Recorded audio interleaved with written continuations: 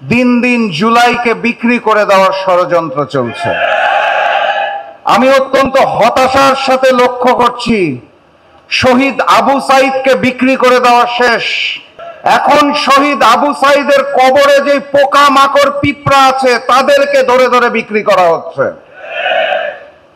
জনগণের সিদ্ধান্তে, জনগণের গণ অভ্যুত্থানে, জনগণের বিপ্লবে যেই ফ্যাসিস্ট শেখ হাসিনা দিল্লি পালিয়ে গিয়েছিল এবং জনগণের সিদ্ধান্তে যেই অন্তর্বর্তী সরকার গঠন করা হয়েছে, সেই অন্তর্বর্তী সরকারকে দেশ পরিচালনার জন্য কোনো নির্দিষ্ট দলের মতামত মেনে নেওয়ার জন্য জনগণ মেনে নেবে না।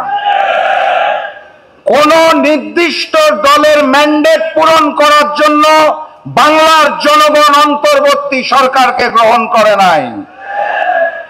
জুলাই ঘোষণা আমরা কম বেশি সবাই পড়েছি। আমার কাছে একটা জগা খিচুড়ির মতো লেগেছে। এই জুলাই ঘোষণাপত্র পাঠ করার জন্য 1 বছর সময় কেন লেগেছে, এটাই এখন আমাদের জাতির বিবেকের কাছে প্রশ্ন। সামনে আসতে যাচ্ছে জুলাই সনদ, যার আইনি ভিত্তি কিভাবে হবে আমরা জানি না, সাংবিধানিক ভিত্তি কি হবে আমরা জানি না। পূর্ববর্তী স্বৈরাচারের মতো আগামীতে নতুন স্বৈরাচার এসে যদি ঘোষণা করে যে জুলাই সনদকে আমরা মানি না, তখন আমরা কি করব?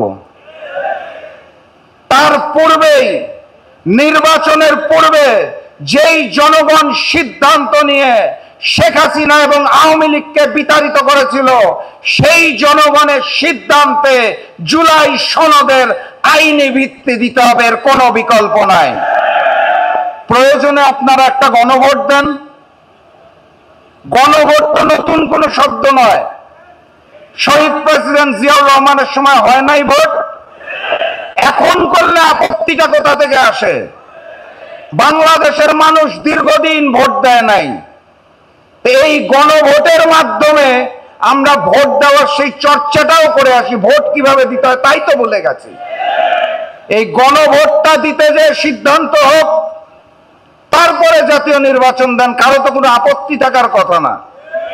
কোনো কিছু বললেই আপনারা বলবেন নির্বাচন পিছানোর ষড়যন্ত্র চলছে। কোনো কিছু বললেই আপনারা বলেন সবকিছুর সমাধান নাকি জাতীয় নির্বাচন।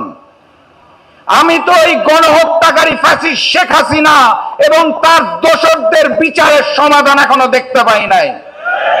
আমি তো সন্ত্রাসী সংগঠন আওয়ামী লীগের নিষিদ্ধকরণ এখনো দেখতে পাই নাই। আমি তো এখনো বাংলার মাটিতে ওই ভারতীয় আধিপত্যবাদকে নিশ্চিহ্ন হতে দেখি নাই। এখনো চারপাশে রয়ের এজেন্টরা ঘুরে বেড়াচ্ছে।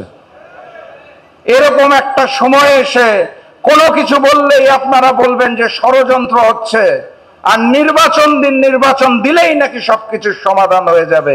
এইটা তো বাংলার জনগণ একবার রক্ত দিয়েছে, রাস্তায় নেমেছে, প্রয়োজনে আরেকবার রক্ত দিবে, কিন্তু নতুন কোনো স্বৈরাচার সৃষ্টি হতে দেব না আমরা ইনশাআল্লাহ। কথাবার্তা পরিষ্কার। জাতীয় নির্বাচনের পূর্বে এই জুলাই সনদের আইনি বৈধতা লাগবে। ভবিষ্যতে নতুন কোন স্বৈরাচার আমরা সৃষ্টি হতে দেব না। বিপ্লবকে বিক্রি হতে দেব না। প্রয়োজনে আবারও বিপ্লব হবে, প্রয়োজনে আবারও রক্ত দেব, কিন্তু বাংলার মাটিতে আর নতুন কোন স্বৈরাচার আসতে দেব না ইনশাআল্লাহ। কথাবার্তা কি পরিষ্কার? ইমানি শক্তি ঠিক আছে? তাহলে স্লোগান তুলুন, নারায়ণ তাকবীর, নারায়ণ তাকবীর, নারায়ণ তাকবীর।